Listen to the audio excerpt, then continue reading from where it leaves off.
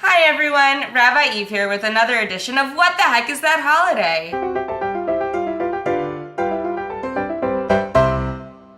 We are about to celebrate Purim, Poram as we call it. That's the Hebrew word that means lots, like a lottery. I've got so many tickets I can't lose. Because Haman, the resident evil guy in the story, chose a lot of random date for when he was going to kill all the Jewish people. That date was the 14th day of the Hebrew month of Adar, which is coming up. So what's the story of Purim? I'll tell it to you basically in one sentence. They tried to kill us. We survived. Let's eat.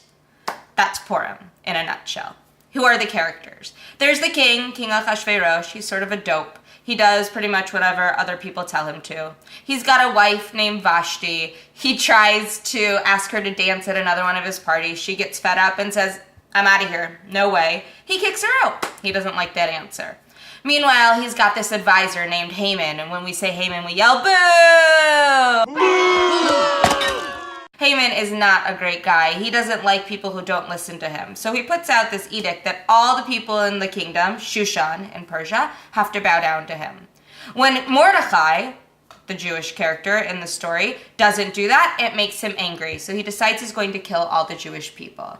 Meanwhile, Mordechai hears this plan and figures he needs to save the kingdom. Knowing that the king needs a new wife, he sends his niece cousin Esther to become the new queen.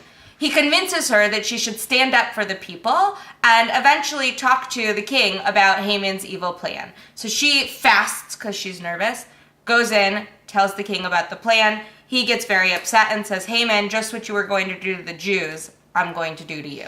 Interestingly, the story of Purim in the Megillah doesn't mention God at all because this is a holiday where people actually stood up and took care of one another. So it's really a celebration of how we build community together. That's the story of Purim. So how do we celebrate? It's a crazy, chaotic holiday. We wear costumes, we make noise. It's a celebration because we survived. Also, when we're talking about Haman, and I said we're supposed to boo, we use a traditional instrument called a grager, a large noisemaker to drown out the name. But really, there's so many children around, you don't even need a noisemaker. You just need their noise to make it happen. There are 4 things we're supposed to do. You've got to hear the Megillah, that's the story of Purim, out of the scroll.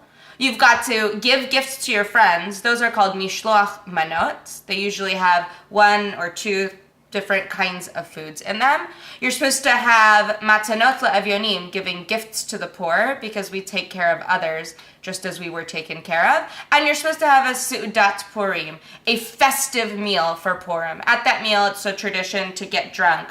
They say we're not supposed to know the difference between cursed is Haman and blessed is Mordechai. That we should blur the lines of evil and blessing because we should live in a world where it's really only blessing and we're getting along with each other. What do you eat at Purim besides just awesome food? Hamantashen. Triangle cookies filled with lots of yummy things. We've got Nutella and chocolate peanut butter in our house this year. They're called in Hebrew Oznei Haman, which literally means the ears of Haman. Haman's ears may have been triangles. They also could just be Haman's hat. There's a famous song about this hat having 3 corners. It's an awesome holiday with lots of craziness that ensues, and I can't wait to celebrate this year with my family. Happy Purim!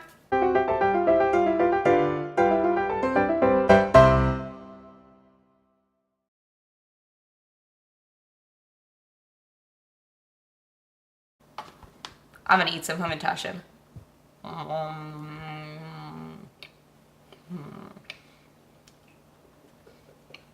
Happy Purim!